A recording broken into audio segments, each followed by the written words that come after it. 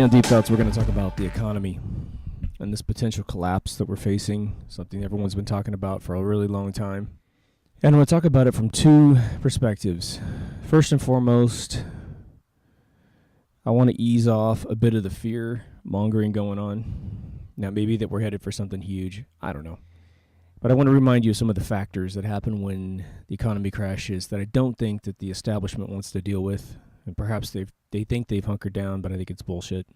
And then the second side of this thing is going to be about recovering just in case they do, especially a big one.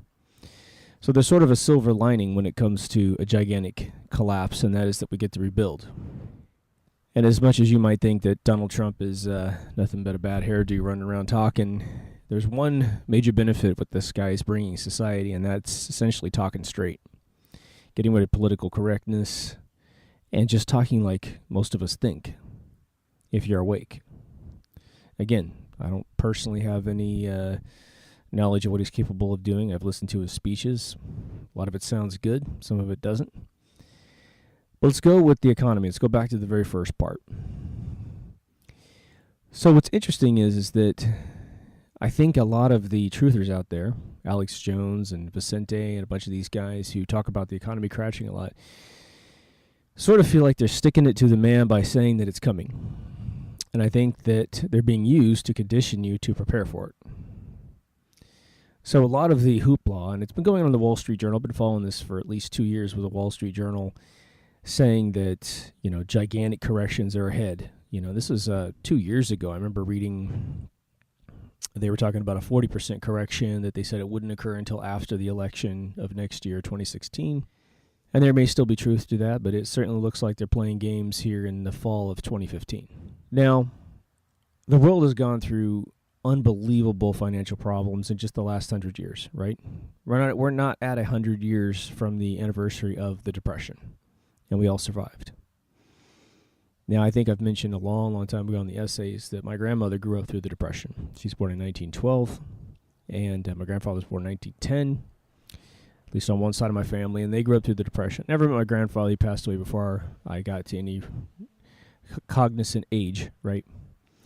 But my grandmother was definitely scarred by the Depression. She talked about it all the time, and it was 50, 60 years after it had occurred. And so it always kind of stuck in my head that these things can't be, monolithic for the mind. And she was hardly a naive person. Some people you talk to, you can just tell they're naive. They don't have a lot of journey in the world. She was definitely not one of these women, even though she didn't live in any major city other than maybe, I think, Seattle in her lifetime. But she was a self-made woman, and she still just couldn't get over it.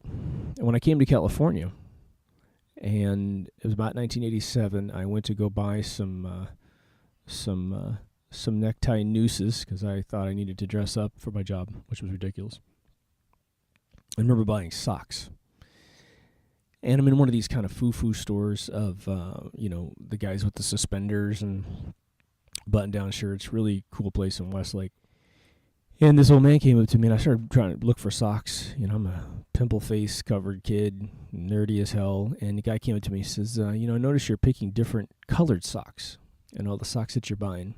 And he goes, I just want to give you a tip that I learned from the Depression. I'm like, oh, my God, this guy, it's 1987. Depression ended at least by 45, right? But he was scarred. And he said, what you want to do is you want to buy the same color socks, the same exact brand of sock multiple times. Because he said, if you get a hole in one of your socks, then you still have a mate. But if you get different colored socks, then you have to throw the one away that doesn't match. I thought, man, that's pretty brilliant. So I got some beautiful wisdom from both my grandmother and random people related to the Depression. And there's a lot of artists and art historians that realize that rough times have always been side by side with some of the greatest evolutions in man's culture. Because when you get entitled, not that America was entitled but by the 30s, but there's this rumor about the Roaring 20s, right? You'll hear this thing romanticized about the Roaring 20s. That line of bullshit about the 20s was to cover up the historical fact, that Europe was absolutely raping the American families that had money.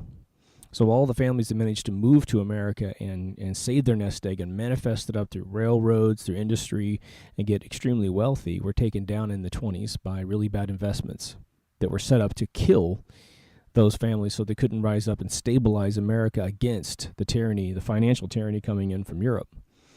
And that's why in 1929, we had the huge stock market crash and the run on the banks and all that kind of stuff. They actually invented this Security and Exchange Commission, the SEC, as a result of all the shenanigans that went on in the 20s. So while people were doing the Charleston and all this other kind of stuff, watching Charlie Chaplin movies, the rich of the United States were being had categorically. So the Roaring Twenties is more romanticized verbiage around the decade than it really was what really occurred, right? And of course, the Depression was all about stealing all the gold from America, right? Because Roosevelt comes in and says you can't own gold, you got to ship it over to Fort Knox, which is named after a guy named Philander Knox, and not the naval dude that they say it's named after. Philander Knox was the attorney that served the Rockefellers and the Rothschilds, and he set up the industries of the Carnegies, of the Vanderbilts, and everyone who dominated oil and railroad and heavy industry. And he then joined the White House in the first decade of the 19th century, or the 1900s, I should say. So I always get those mixed up.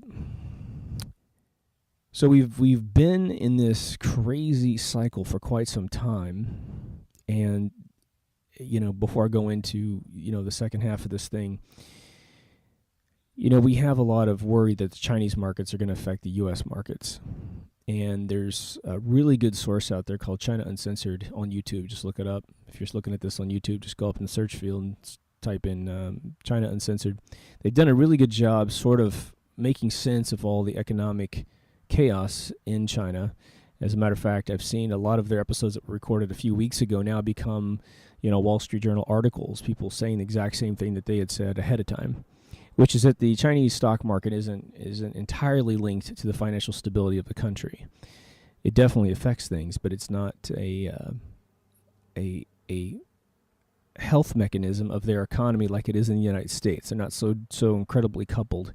But what the Chinese did was they actually lured their people into investments, where they actually told them, hey, get all your savings and then borrow money if you don't have enough and put it into our stock market, which inflated this big bubble that happened in the summer of this year, 2015. And now that bubble's burst, and now the government will not come in to save them.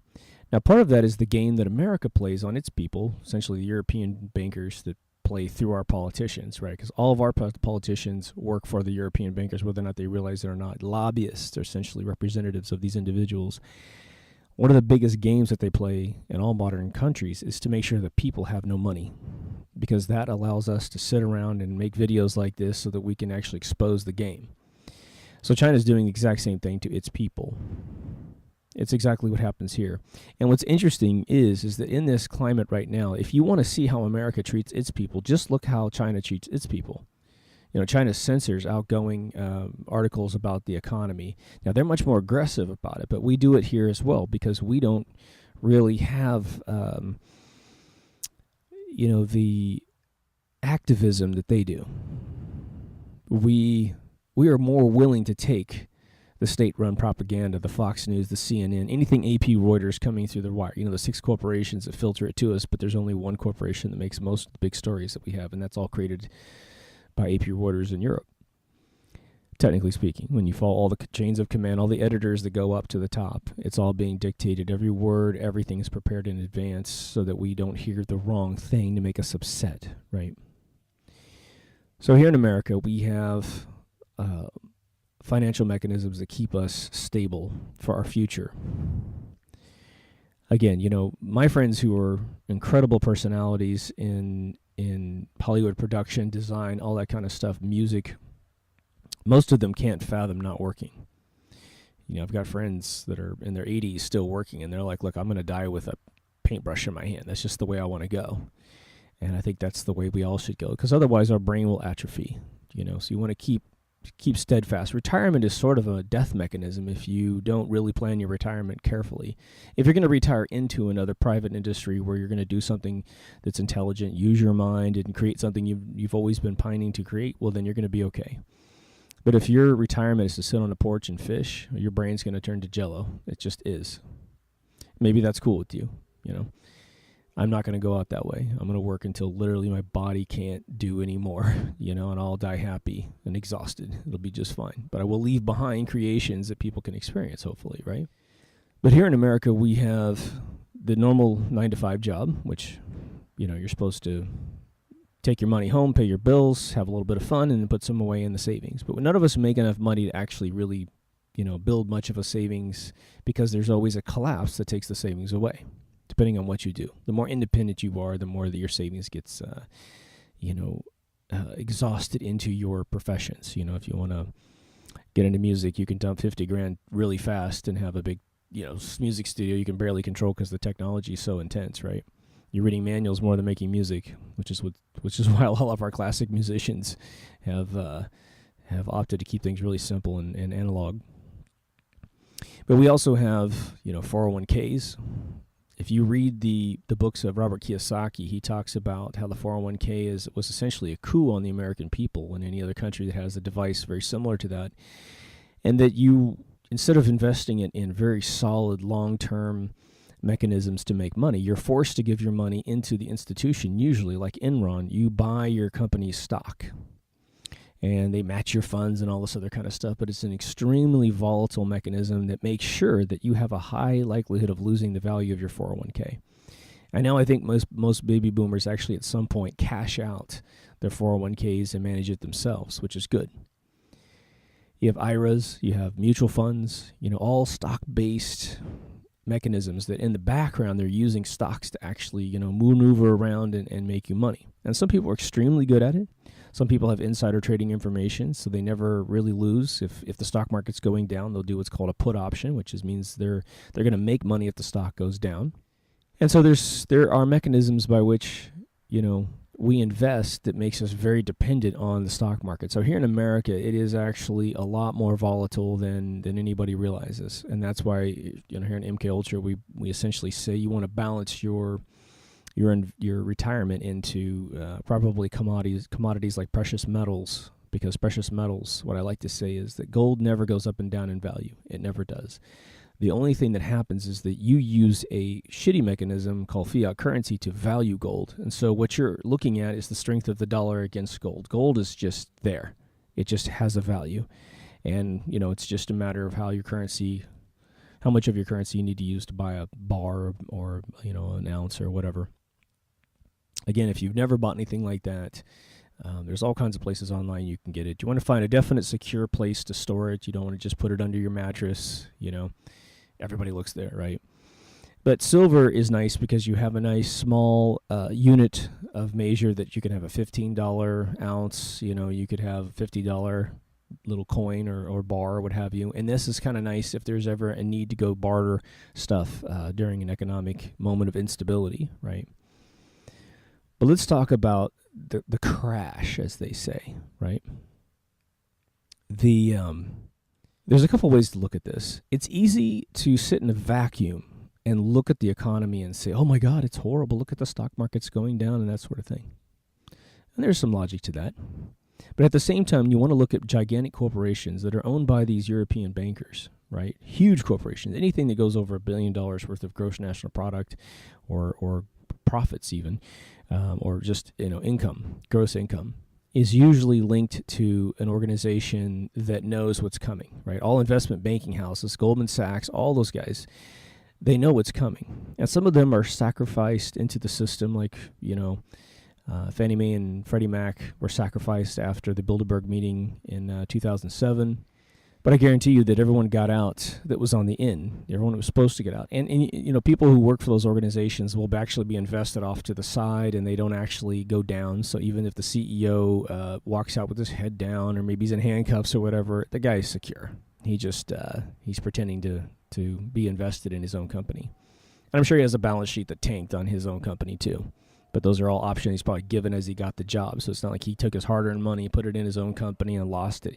He got hired, got given 1 million shares, and those 1 million shares deteriorated over time, right? But what we have, one of the ways I want to encourage you to look at this is to look at other gigantic companies and sort of their plans for the future. And I want to I'm going to give you some silly ones, but it's actually going to probably make you feel a little bit better in terms of what's coming. We have Walt Disney Corporation that is actually one of the big six, right? When you talk about the 6 corporations that filter all the news to you, they own a bunch of news outlets, and they take the Reuters AP feed and throw it at you. So you have to understand that they're definitely connected with things. They have to borrow hundreds of millions of dollars to make their movies possible. Well, they just purchased a franchise from George Lucas called Star Wars, and they've been working feverishly for the past several years to create Star Wars 7, right? They have a movie coming out in December 19th, I believe. All right. Well, they have spent $4.5 billion on the franchise, and the inside mathematics would suggest that over the next several years, they have to make at least 3 movies to make that money back and license it out as much as they possibly can, and video games and all that stuff to create the capital back to pay for it. Now, what do you think the odds are that they have made this huge gamble making a movie that will do well even in a bad economy, but it won't do as well in a bad economy, right? They can't live in a margin where people aren't going to go see this movie, because no one's going to movies anymore. They just aren't. We rent them through television, and a family of 5 watching the film for $6, $5.99 through iTunes or whatever, your Apple TV, is hardly comparable to everyone going in and buying a $15 ticket at the theater. So they need butts and seats in theaters to really capture the cash for this thing. And so part of me assumes, okay, they understand that the economy is going to be stable enough in December for people to go see this film. Now, you can take every major corporation that you know of and measure it against this litmus test of what other corporations are investing heavily in their future that wouldn't do that if they knew that the next Depression 2.0 was coming. And I think you'll find that there's dozens and dozens of companies. Now, do the stock markets go up and down, or their stock shares go up and down during these waivers? Absolutely. But again, every time one of these things occurs, and I've lived through several, and I've had my life impacted several times by these recessions.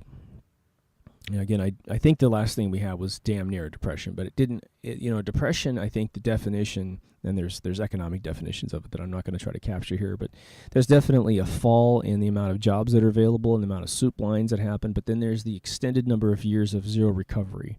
So the depression in the 30s was essentially, took 3 or 4 years to get started. So between 29 and about 33 is how long it took to incubate, about 4 years of suffering to the point where people were actually in those lines. And of course, we got hit by the Dust Bowl problem that, raped the land of America. We couldn't grow crops as easily as we normally do. And then we had to have a war. You had to have a war to pop out of it. And all of a sudden we had the baby boomers of the late 40s, where all these families finally got the capital back to invest, and we had single income households, so mamas were creating out babies, and we had a huge boom in population. But nowadays what happens is that the same economic information comes in, meaning we have lost, millions, tens of millions of jobs here in America. But the press, because it's controlled, never reports the truth.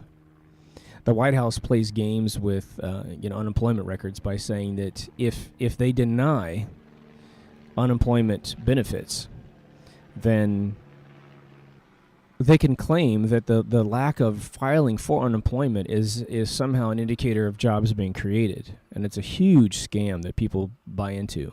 And in America, because we're getting we're getting further and further down this entitlement tunnel of thinking, that as long as you have a job, everybody has a job. It's sort of the feeling that everybody has.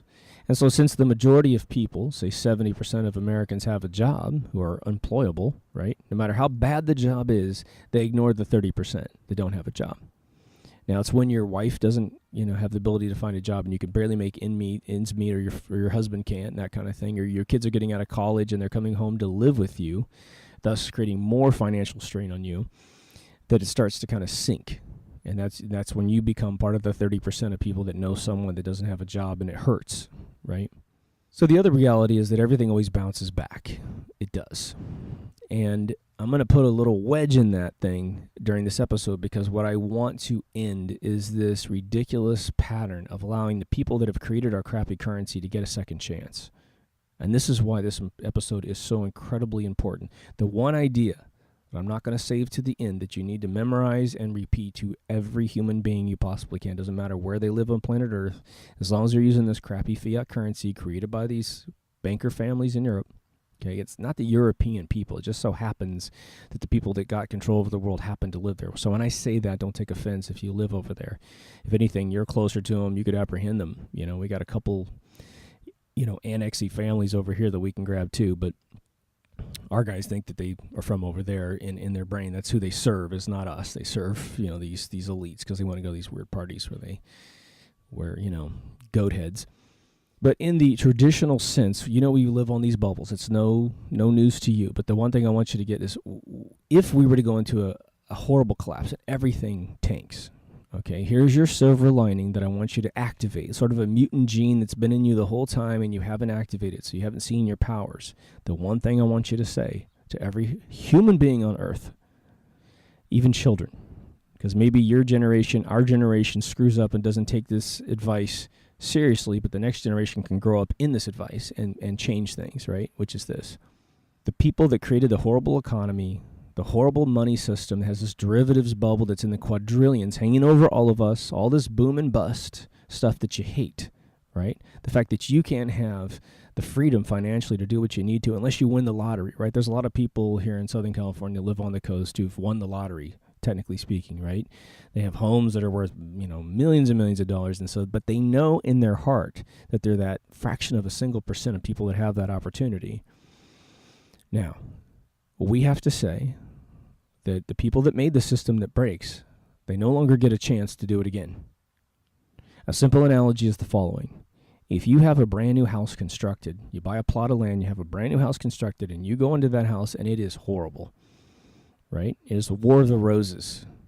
And you go in there and it's just, everything's messed up.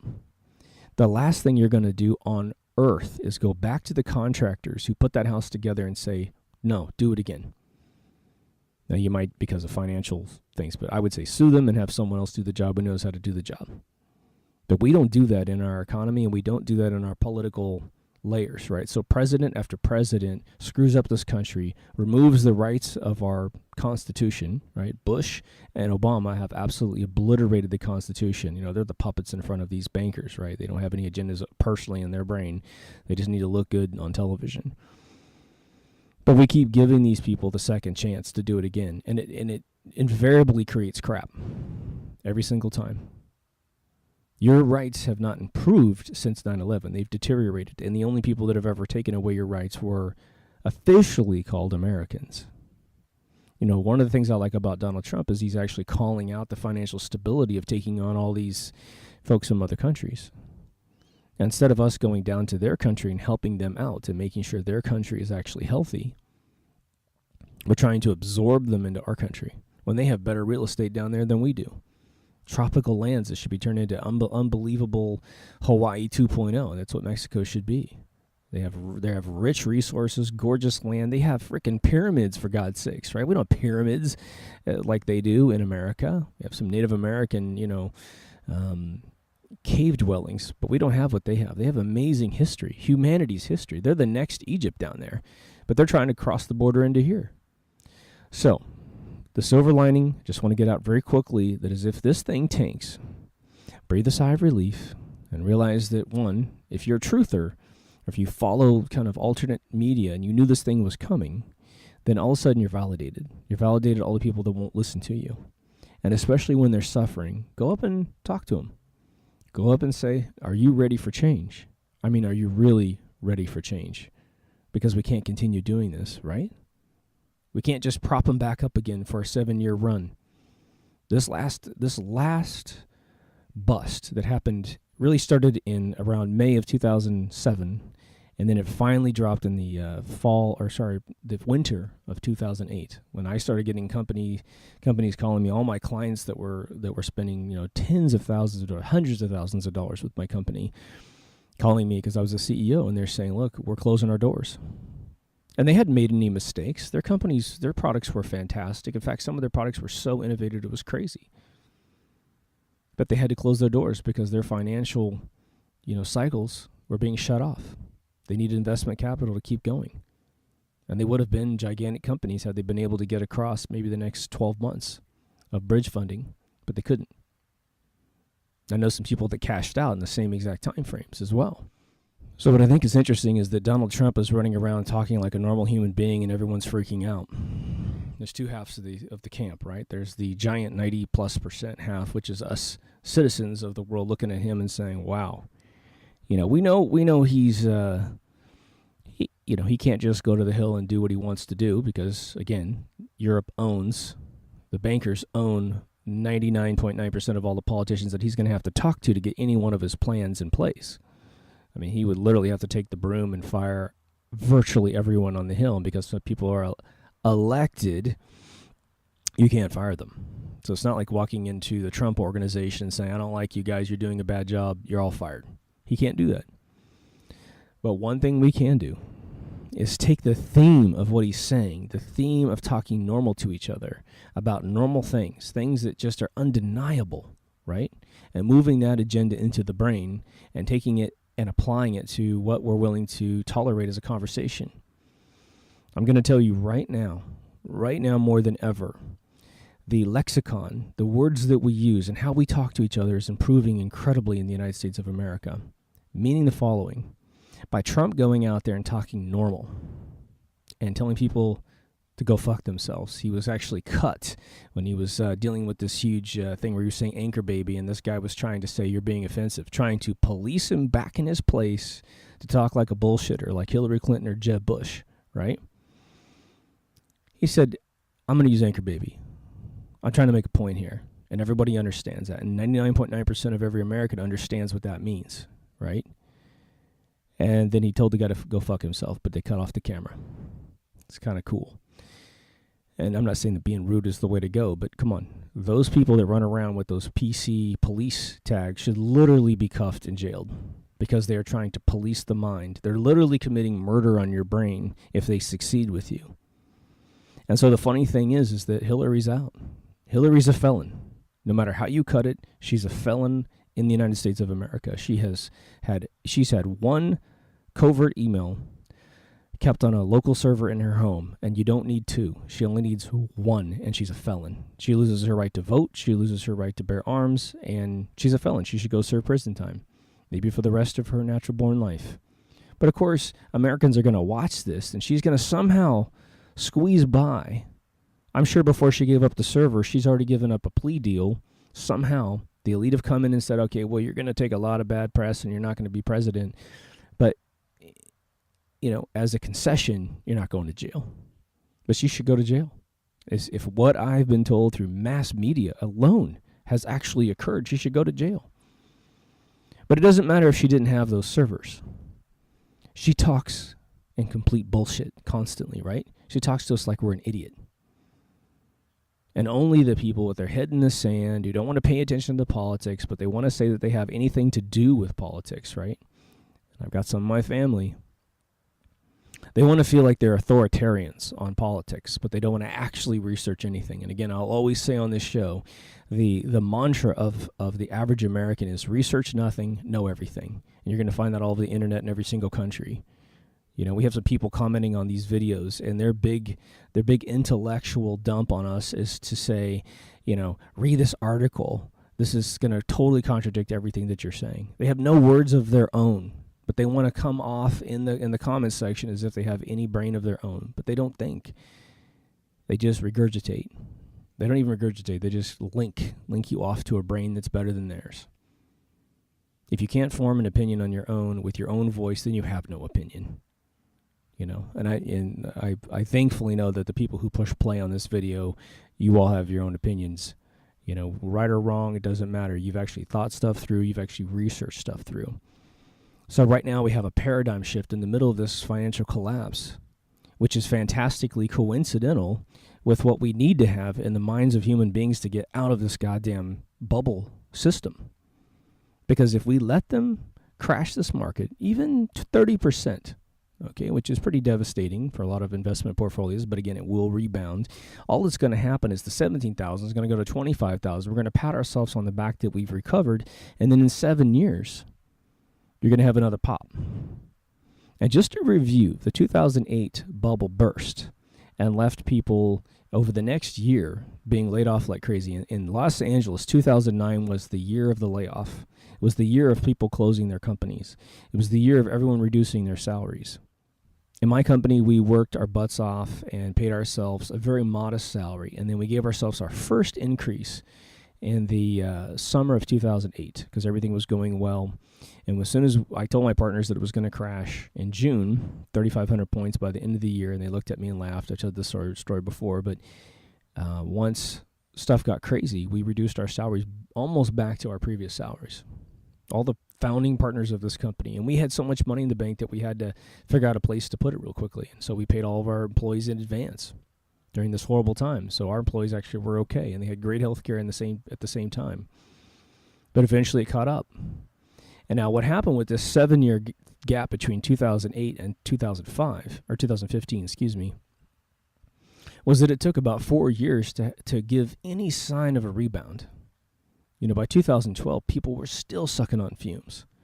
So a lot of people in Los Angeles believe that this year, maybe the last 12 months, a little bit of 2014, a little bit of 2015 is the first 12 months of their life since 2008 that they had any sign that the world was getting better.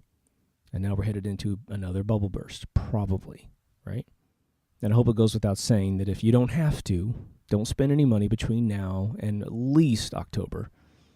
You know, just bite the bullet if you can. Now, some of you probably committed to things that you've already purchased and that kind of stuff. Well, that's fine. You've already put the money away into those things. But if you can pull back on big purchases over the course of the next 30, 45 days, I would do it if I were you. So, to go back, the purpose of this video is to make sure that all of us start talking normal. You know, Trump is talking about a lot of basic changes to our thought process, which a lot of us have already thought of, and that's why there's a connection when he does a speech with a lot of Americans. Now, again, he's on the Republican ticket, so people inside the Democratic paradigm of total, you know, indoctrination are feeling like, well, I can't like this guy because he's sort of he's going to run on the GOP ticket. You know, a good idea is a good idea, and I don't care what T-shirt you wear. It's just a good idea. But I think, again, we don't need to worry about this guy making it to the presidency and that sort of thing. What we need to do is take advantage of this moment where we're all talking normal to each other so that we say the following.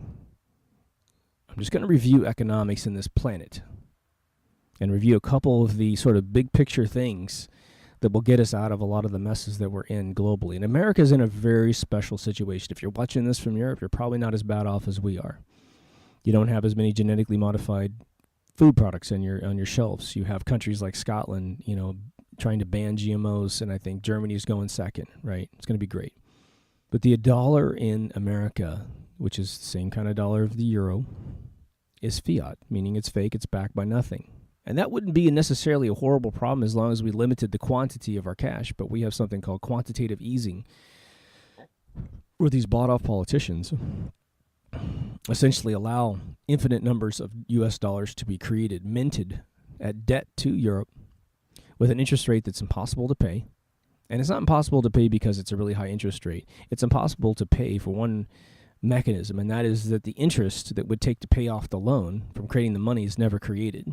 Right? Some of you have heard zeitgeist and that sort of thing. You've already heard this, but just for new listeners, I'll say it very quickly.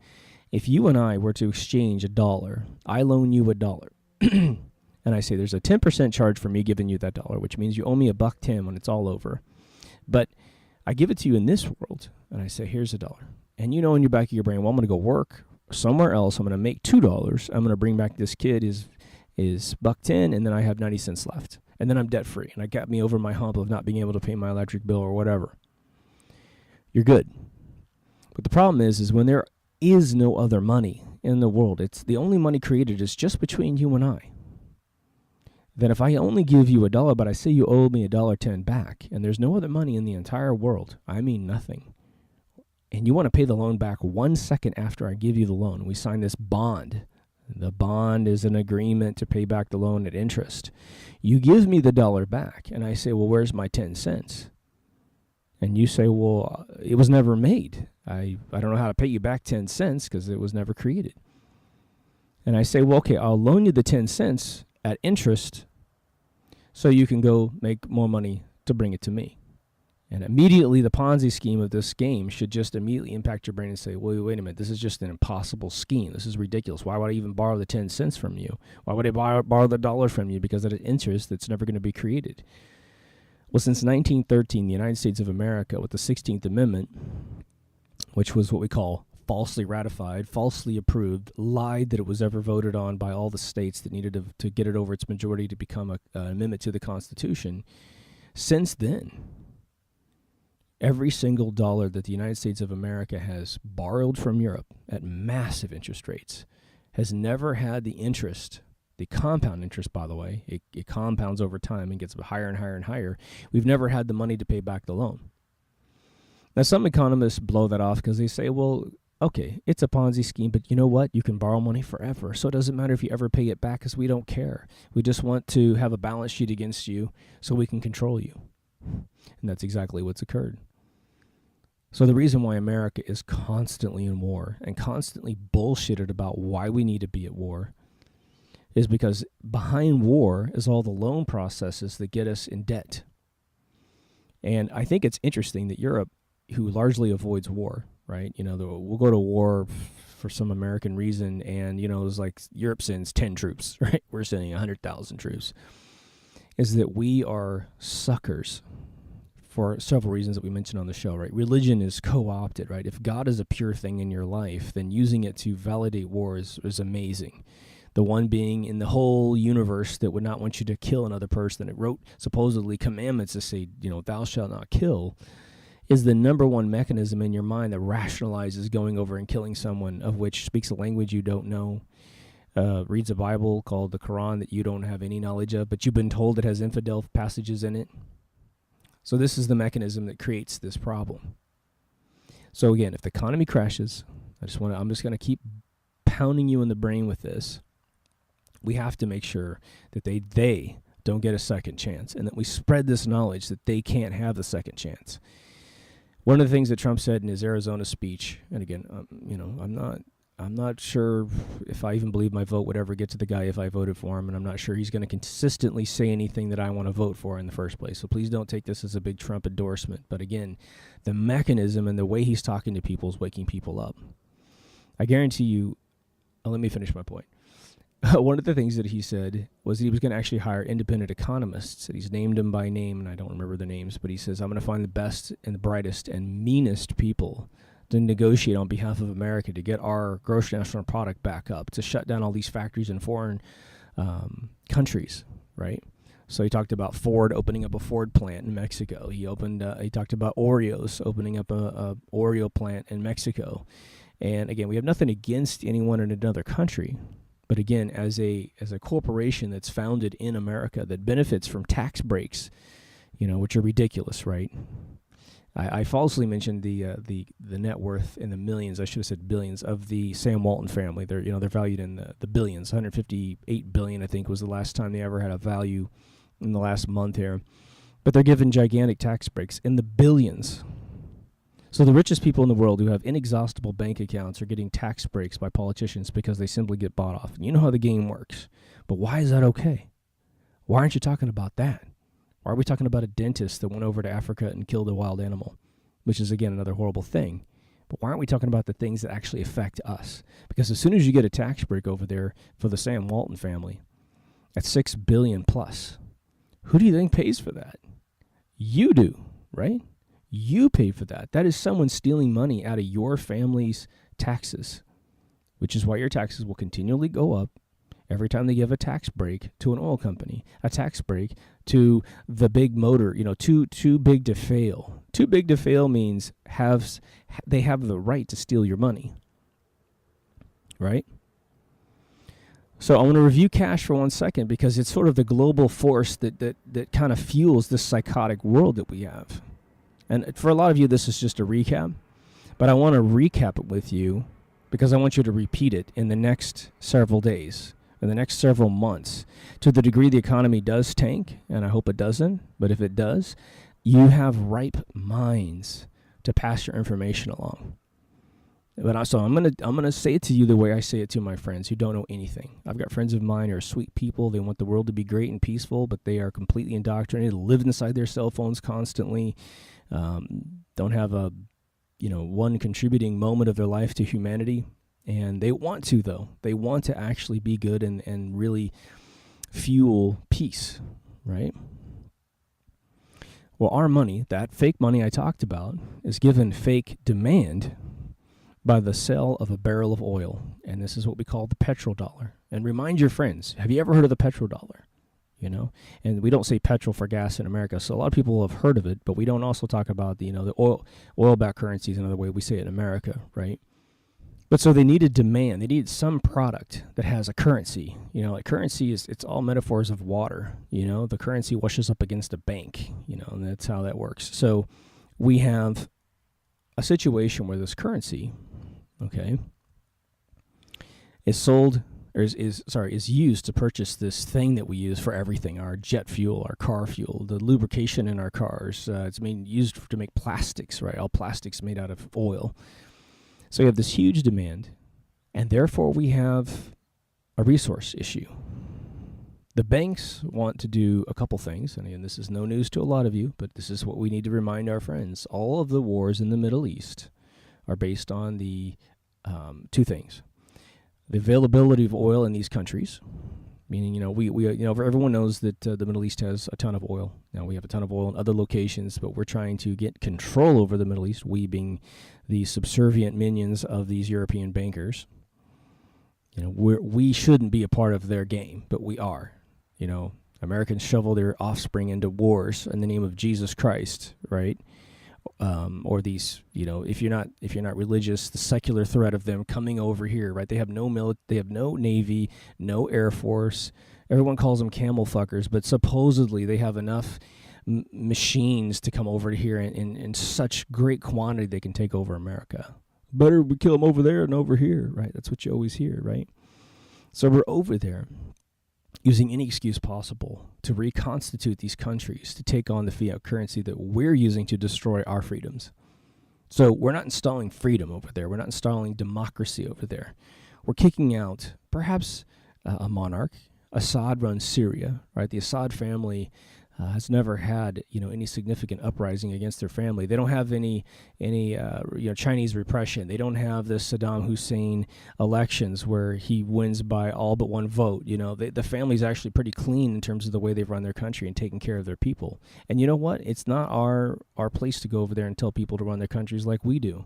We're not killing it over here, so why the hell spread what we have? We don't have the formula down proper in America to be running around giving it to other people. If you're going to tell me that the entitled children that we're creating is a success story, then I'm going to sadly disagree with you, right? So we want their oil that's underneath their soil, and there's two ways to get it. By force, by taking over the country and putting our pipelines to drag it to a coast, to put it on the side of a ship and take it away. Or we go in and we reconstitute the country to make sure that every barrel of oil that comes out of the ground goes through the IMF World Bank using the currencies that they say you're supposed to use, which is their fake currencies to give it value, right? So that's why we are we're not allowed by name America to go over and take over Syria. We're just not allowed to do that. We have constitutional blocks to not assassinate leaders and declare war when unprovoked, right? So what we've done is we've allowed our intelligence agency, which is a global entity, to create this fake construct called ISIS. And sure enough, I'm sure they put the dopiest guys inside this institution to run around. They can't march down the street. It's funny, right? They're this huge, formidable force, but they can't march in unison down the street. They wear like black pajamas the whole time, right? They carry American-made equipment. They drive European-created cars, right? It's not like they can't buy a Mercedes, but it's amazing how they have the infinite supply of really cool things in their videos. All their beheadings videos have now been exposed as Hollywood productions. There's a reel on YouTube that shows them actually filming the first beheading in a studio with the green screen and everything, right? John McCain's assistant came out and said, yeah, this video where they are faking their beheading videos, but those beheading videos are responsible for dozens, if not hundreds, if not thousands of Americans pushing their kids into the war to say, you go over there and fight for Jesus, right? So we've created this artificial construct called ISIS, and they're running all over the place, and so we use them to bomb Syria. And right now, if it's true, ISIS is tearing down priceless temples, supposedly, right? To make us more angry that incredible artifacts of human history are being destroyed. And it's interesting that, most of the Hollywood threats that come through in fictional films is to say, we'll wipe you off the map. And you can imagine that this is really true, that this is just a banking cartel actually living out that threat to Syria. Assad, either you capitulate and reconstitute your country to us, and we'll replace you. We're going to replace you as the leader with our puppet leaders. Or we're just going to roll over you. We'll find a way to rationalize it. We're going to convince our citizens that you're killing Christians. And maybe they even pay people to actually hurt Christians to make sure that there's a fuel in the mind of Americans to go over and kill. Who's the other one that's left? Iran, right? Iran, who doesn't have any history of this, beheading of Christians and stuff. Sure, they're Muslim. They don't necessarily like it. They're a dictatorship, if there ever was one. But it's the way they live their life. Are we here to run over and, again, give them our crappy format of running a government? Again, Titus Flavius, the Roman Caesar, created the Colosseum to occupy the people. If any of you have seen Gladiator, you know sort of the dynamics. The people just hate their lives because of tax repression by the Romans, and so they want to go inside the Roman Colosseum and watch Christians get eaten alive by tigers and lions, because at least someone else has a shittier life than we do. So in America, we sort of have that same exact thing, but instead of the Colosseum, we've got sports. We have, celebrity worship. A bunch of television, And again, we should be able to enjoy a great baseball game. We should be able to enjoy a great HBO series, and I know we all do. But at the same time, we need to be cognizant and participate in the fabric of our country. And parents need to be teaching their children to participate in the fabric of the country under the guise that they're awake and that they realize that this, left-right paradigm is completely fake. That both sides act exactly the same. And if we don't make that gigantic change, then we're going to have economic collapses constantly. So let's run two scenarios down the line. The economy does collapse by the end of September. This fabled September 23rd thing where, it's been the anniversary of the end of the world for economic health throughout society. All right. So the stock market, let's say it corrects 50%. Or the Wall Street Journal's 40% correction. So out of 17,000, you're talking about being down close to 10, right? All right. So now no one has any retirement worth anything. Home values are at nothing. You're getting laid off like crazy because the companies that need those bridge funds, those bridge loans to make payroll, can't do it. So if you're working for anyone else other than a massive corporation, you lose your job. And even those massive corporations are going to use that excuse to lay off a ton of people. So now you're sitting at home doing nothing, trying to find a job, panicking. And we have a choice. We allow them to rebuild it, which means we sit on our hands and do nothing. We don't talk to our friends about any of this stuff. We get preoccupied with suffering.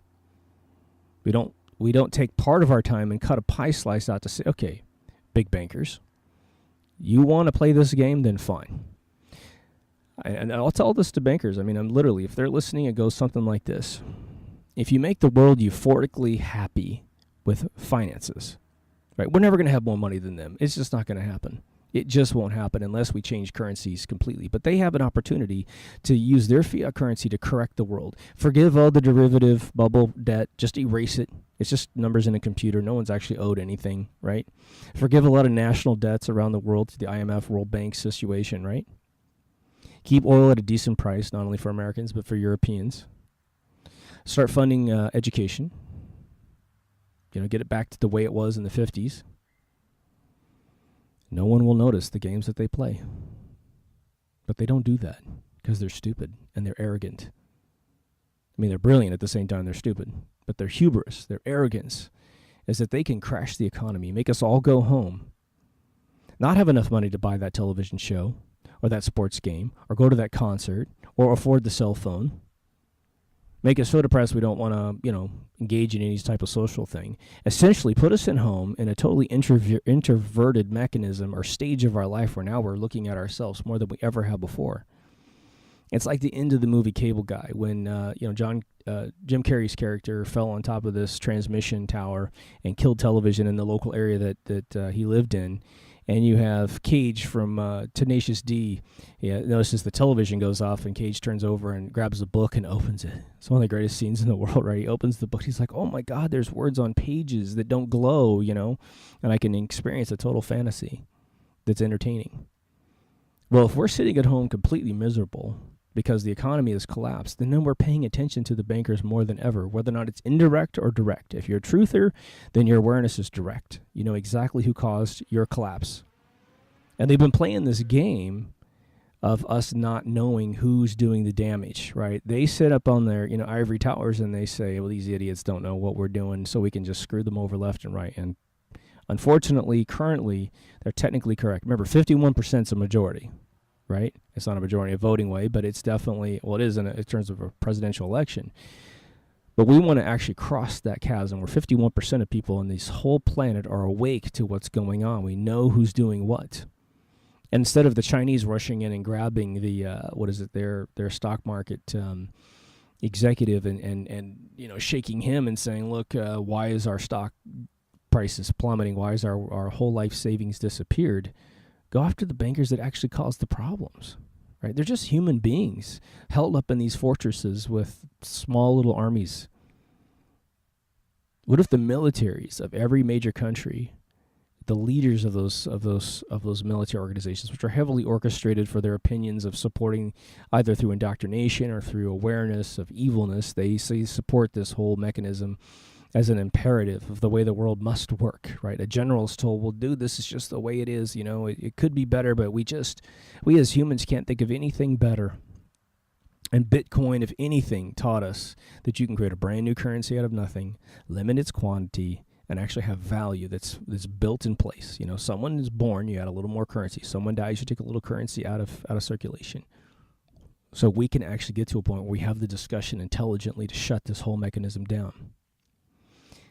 So if it crashes and we go with the standard,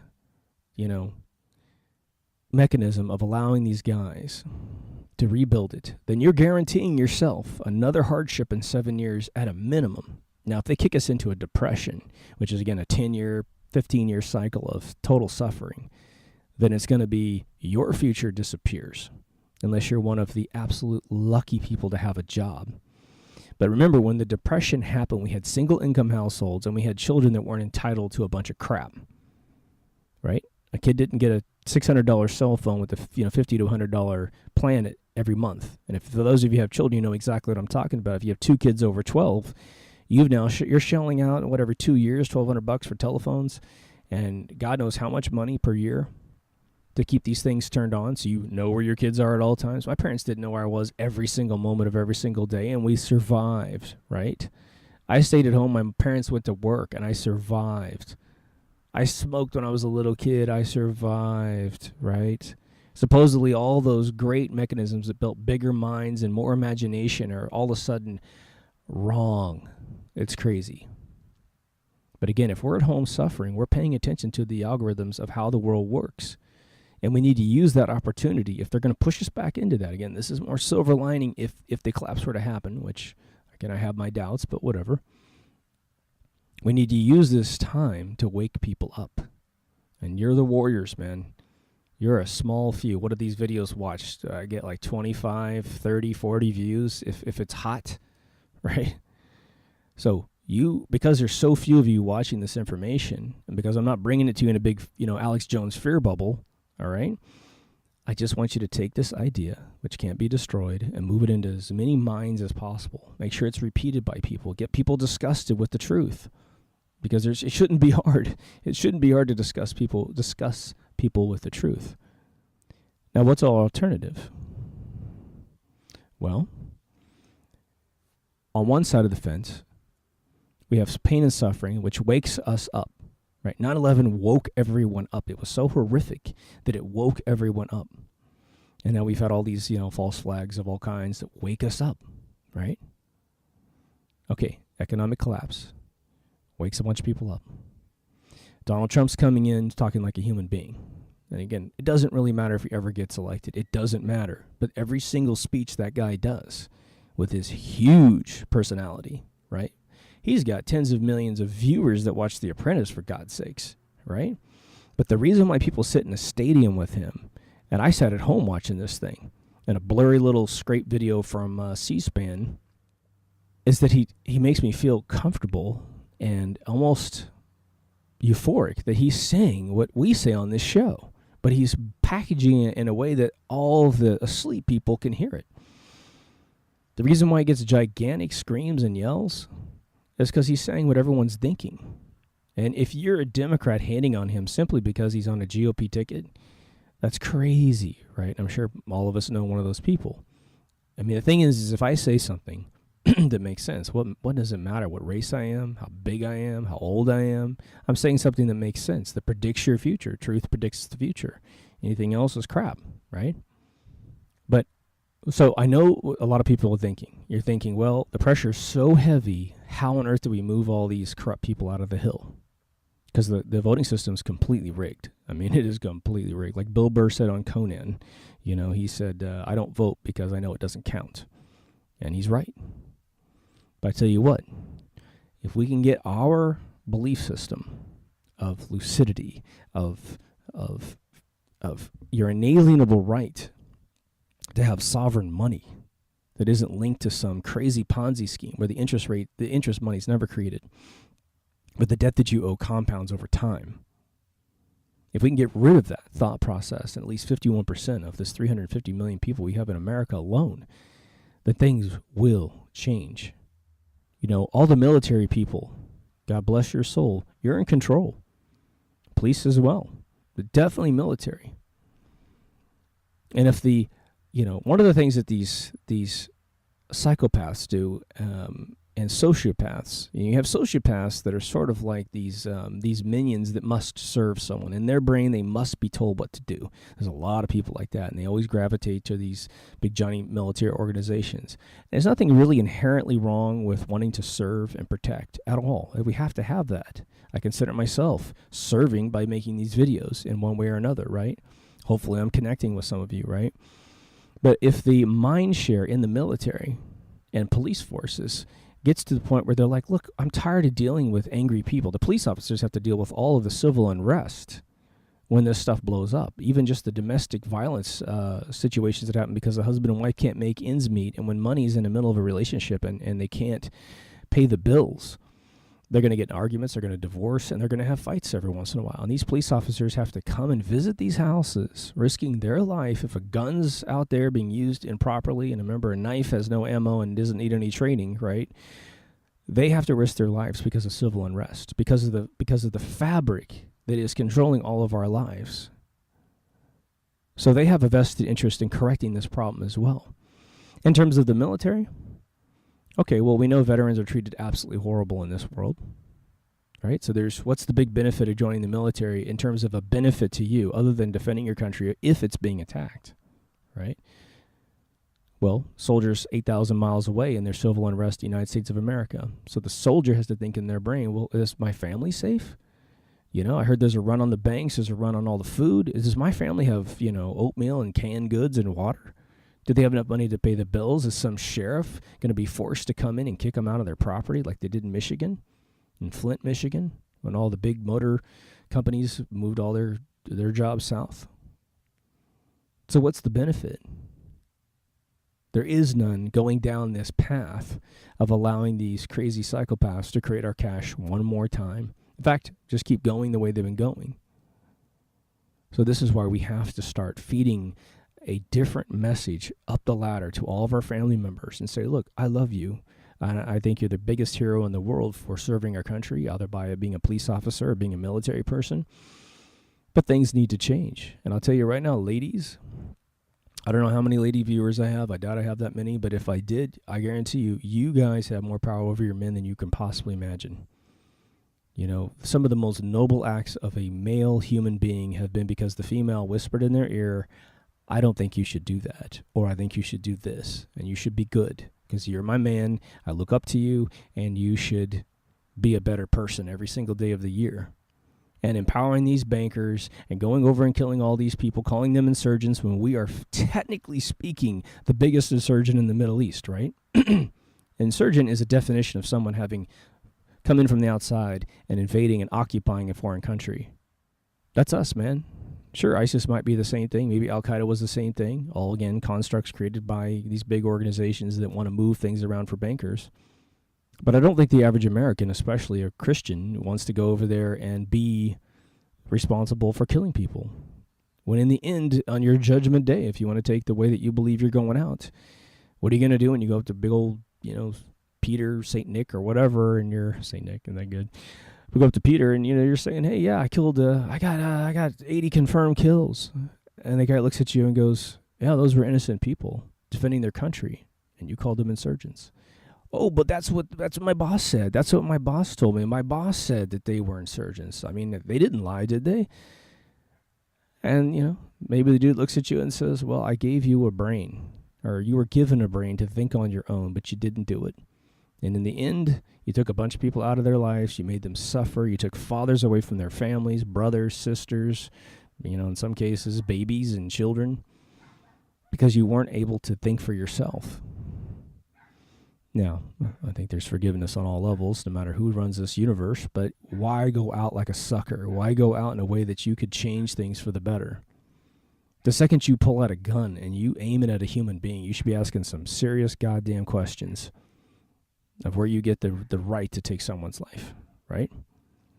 And sadly, because we have, civil unrest in this planet, our police officers are utterly strained. They're exhausted. I read some articles this morning where police departments are saying, look, the reason why we're slow to respond to calls is we're utterly exhausted from responding to calls because it's becoming more and more prevalent. The calls are being made.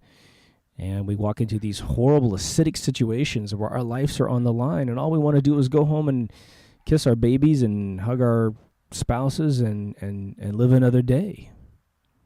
And all this is being fueled by a crappy economy.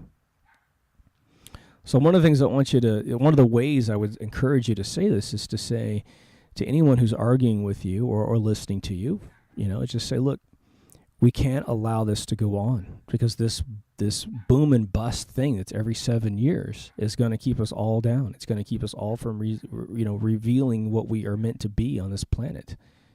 And it's got to end. And it's just an idea. That's the only ammunition we need. We don't have to buy anything, right?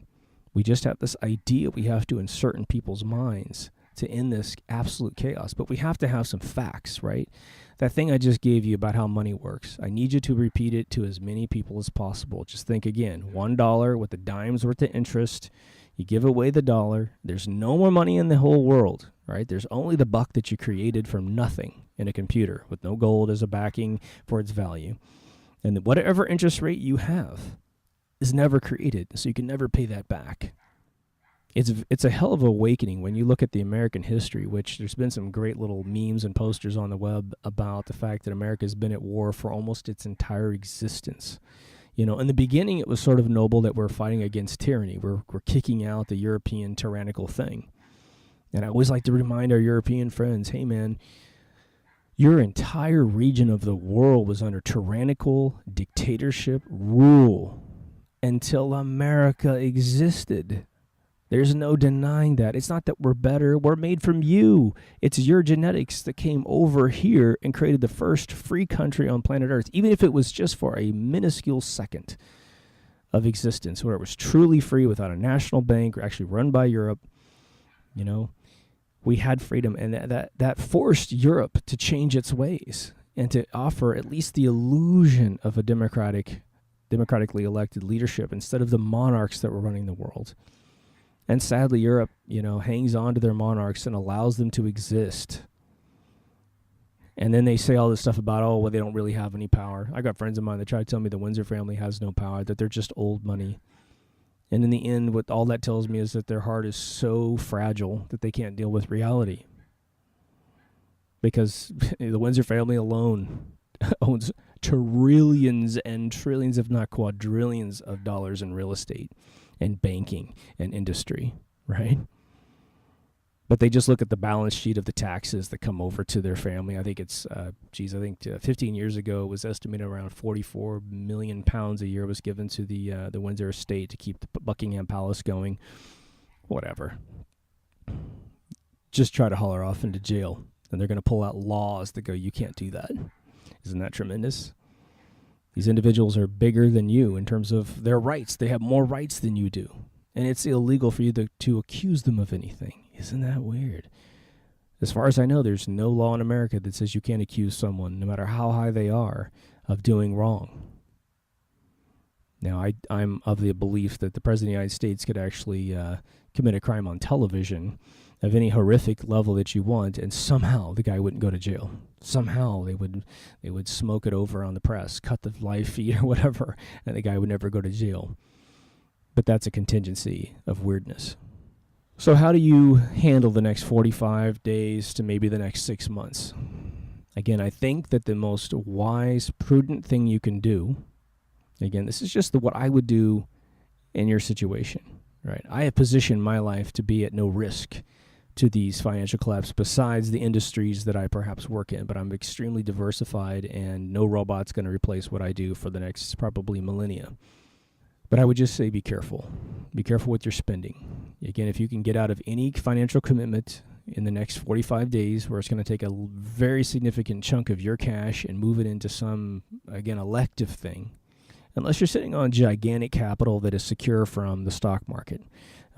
For those of you who may have cashed out somewhere, your family has a tremendous amount of money that is not going to be volatile to real estate devaluation, to currency devaluation, to stock market crashing, then you're probably okay and you can just ignore everything I'm saying, which means you're probably not watching this to this level.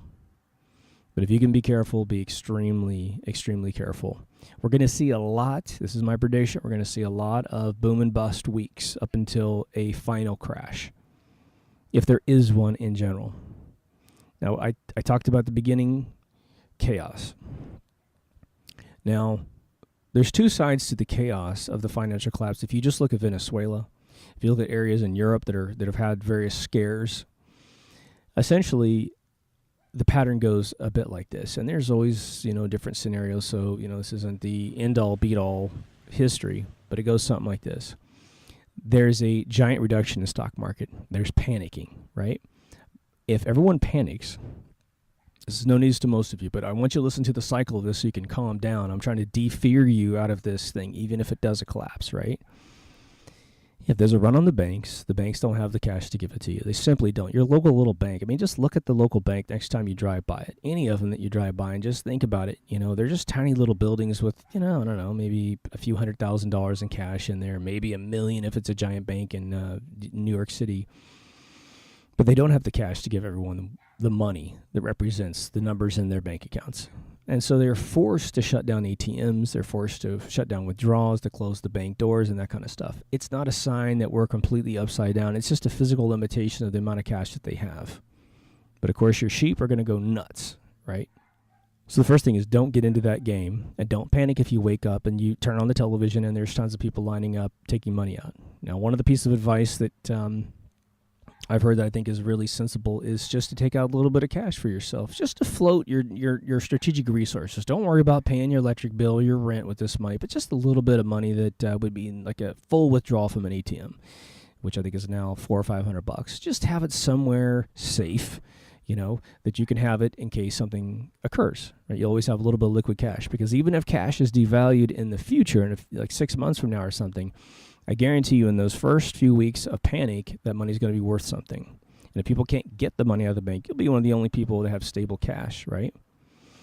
Yeah, the other thing is this run on grocery stores and convenience stores to get canned goods, water, and some perishables. One, I would make sure you have at least a disaster recovery kit in your house in terms of that amount of food to get you over maybe 2 weeks to a month. And 2 weeks to a month is actually real interesting because the chaos usually calms down in that interval between 2 weeks and a month. Everyone calms down, the banks stop having a run on the cash, and everyone kind of takes a deep breath and they're okay. And while that chaos is going on, you'll be sitting at your house, boiling some water, eating some oatmeal with some brown sugar or whatever the hell you like to eat. Buy whatever you want. Buy P.F. Chang's organic soups, whatever you got to do. Just chill out, relax, watch the chaos, take a deep breath that you're not getting stressed out and full of cancer because you're looking at this from a 60,000 foot perspective of that's all going to be actually okay in the end because it all does settle down, right?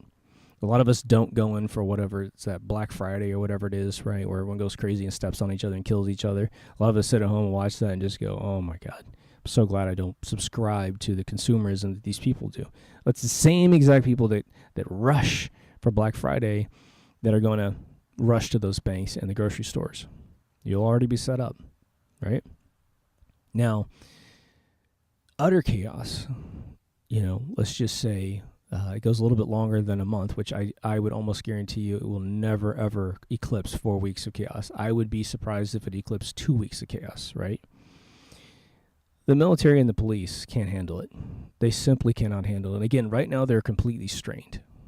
And so you might actually have focused areas that have riots and that kind of stuff, and you see these guys get on the streets, and maybe the military deploys a little bit of martial law here and there with curfews and that kind of thing. Just get ready, hunker down, relax, let it all blow over, right? If you live in an area that's sort of ghetto fantastic, right? And have a lot of my friends live in LA and various areas that are, sort of like ghetto, the gangster mentality with, normal human beings. You want to definitely, to the degree you live in those volatile neighborhoods, you want to make sure you're extra prepared to deal with the situation. I'm not sure what happens with jobs. I don't sure if you work at a particular place where people come in to purchase products or get services, whether or not those places are going to stay open during utter chaos. You should expect it to try and continue percolating. Again, most of us won't lose any jobs right away. It'll be 6 months, a year down the line. And again, if what I'm saying sounds a little crazy, I'm actually glad because that means that you don't subscribe to the fear that's been sold to you. And I don't want you to subscribe to the fear that's been sold to you. It's up to us to keep the things calm. And again, just in a physical sense, our calmness, our frequency of talk, the voice tones that we use, the speed in which we talk, the amount of excitement we have in our voice, it tends to infect people that we're talking to. Yeah, how many of you have talked to someone and you raise your eyebrows like this? You go, and you see the person you're talking to raise their eyebrows. It's because we emulate each other, right? And so it's up to us to keep things stable. Now, I talked about an alternative to them replacing our money, for them to come back and do the same exact situation with their fiat currency. There's not going to be usually a coup de grace win to this game where we go up and we take over one person's mansion and we kick out bankers, we imprison a bunch of politicians that allow this stuff to happen. It's going to be an idea that infects humanity, and we have to rapidly accelerate the distribution of the ideas in this video. And I'm sure most of you have better things to say than I say. So get your script ready, almost like a sales pitch. Pretend like you're selling vacuum cleaners door to door, right? And get your pitch completely smoothed out. Maybe create, just like those exercise tapes, create the low impact one, the medium impact one, and the high impact one. So your most lucid person who's hungry for information gets the super high impact one, and your person who has got their head totally jammed in the sand gets the low impact one. And watch them react to what you say. As they start to panic and get hyperventilating with what you say, ease off, maybe pause to say something to calm them down, right? And get everything restabilized back down. Just say this is all going to blow over. It's going to be okay. But again, if you have friends and neighbors that you talk to, encourage them to pull in some provisions so that you're all sitting at home running reruns of whatever DVDs you got because, your cable's shut off or whatever, right? But you're chill, you're relaxed, it's cool, right?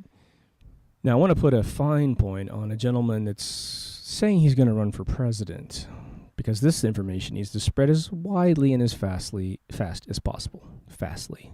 I guess that's a word.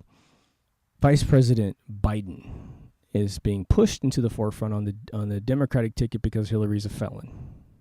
Biden, who was a senator before he became the vice president, has been in the pocket of the bankers more deeply than anyone that we have seen at the White House for probably 50 years.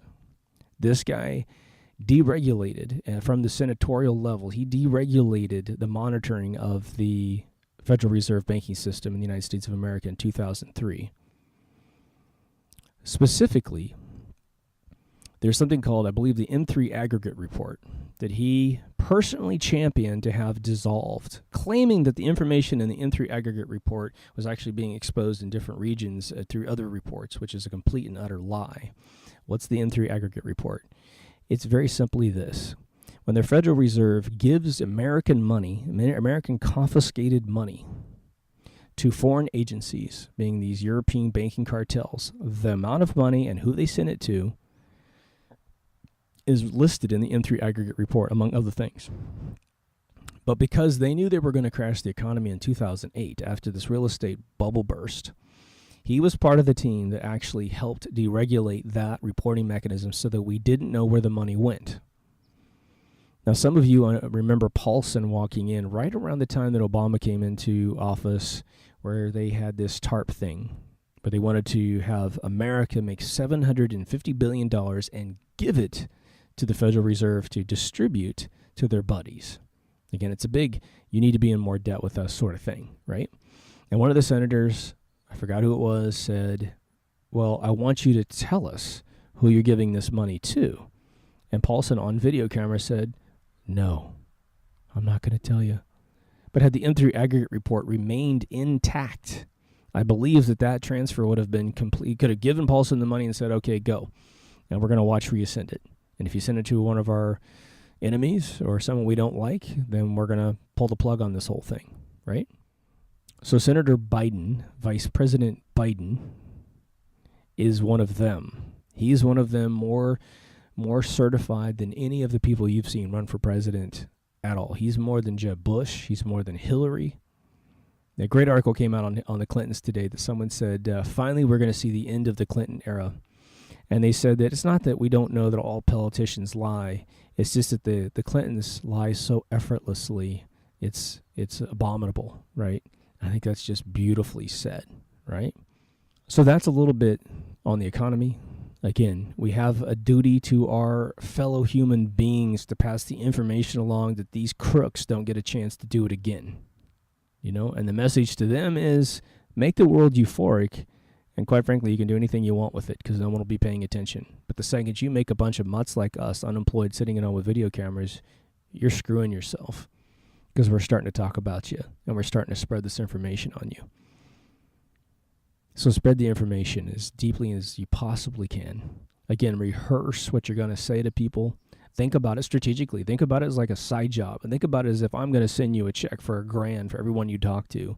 But you got to convince them. They have to take a test after you talk to them. And I have to give them that test every month after you talk to them.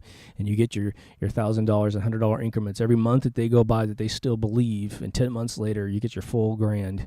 You're going to have to do a good job convincing them. And that's what you're going to have to do just because it's the right thing to do. Try not to panic. Try to be sensible and prepare. If you have the means to invest in things other than stocks or currency, like precious metals, then do it. You know, again, find a safe house where you can keep your metal products, so you don't have to have them in your house, so no one can run in and turn your place over and find your stuff. Find. There's establishments out there with vaults, and they're hidden, and you can find them and store your stuff. There's probably friends of yours with really secure locations that are undisclosed and protected heavily, that you can put your stuff. And that's what I suggest. So again, if you haven't been to mkultraradio.com, we suggest you run over there. At the top, there's links to everything. I say this every single time, but we're starting to get a lot more traffic on our site, which is cool. If you haven't, go over to our Facebook and join, because what we do is we take the news that you're already reading. Let's just say you're completely awake and like, I don't need another news feed. What we do is we take the article and we put captions across the top that basically shake out and distill the way that you view the bullshit, right? So we want people to we actually give you perhaps the paraphrased take on the news that maybe you can repeat to someone else. We'll use a dirty word every once in a while, but you can just filter that out if your friends can't hear that kind of thing. So we are kind of a rated R, keep it real kind of Trump organization in terms of the way that we talk to you. It's not bullshit, right? But we think that everyone who's awake is just, if you've never used a dirty word in your life, once you wake up, it's like, well, I finally found a use for these things, right? I'm joking. But from there, too, we have all of these deep thoughts in one little channel up there. We have the rest of our normal show, which is sort of on hiatus right now. Kyle just did get off of his last project, so we'll probably try to find some time in the next month or so to get the normal show going again. But again, we're just extremely busy, and these things I can create by myself, so that you guys have some content. But again, if you're listening to this through the podcast, there's a video through YouTube. Again, it's all on mkultraradio.com. If there ever was a time to learn the rules that rule you, this is the time. And we know that you have better knowledge than us about virtually everything that I'm saying. Take that amazing personal, chest of knowledge and pass it on right now. Again, as the economy crashes, if there's any silver lining, let yourself gain a grin and go, I'm going after everyone who's not believing me. And don't throw in their face like, I told you so. Just say, well, are you guys tired of this? Are you ready to go another 7 years where you're going to have 5 years of poverty and 2 years of hope, only to have it all put out at the very end with a bucket of water? Aren't you tired of worrying about your retirement or worrying about your job being exported to another country? Isn't it time that America becomes America again? Isn't it time we undo all of the tyranny that's been put on us at 9/11? Remind people, people portraying themselves as Americans took away all the rights of America, not Al-Qaeda, not Osama bin Laden. We did it to ourselves. And even though they're all gone, supposedly bin Laden's dead, right? We know he died in December of 2001. We still keep the tyranny. We keep the nonsensical, crazy tyranny of what they did. Crazy. It's time to push undo. It's time to push reset. And there's no better time than a moment of utter suffering of humanity due to a financial apparatus that has never worked since the day they created it. It's not a mistake. It's not incompetency. It is completely and utterly strategic. It's intentional. Psychopaths are our politicians. Sociopaths are our politicians. And they're only out for number one. And if you're listening to me, I know you're out for everybody else and not just yourself. So again, be good to yourself, be good to someone else, like Mr. George Carlin used to say. This is it for Deep Thoughts. Over and out.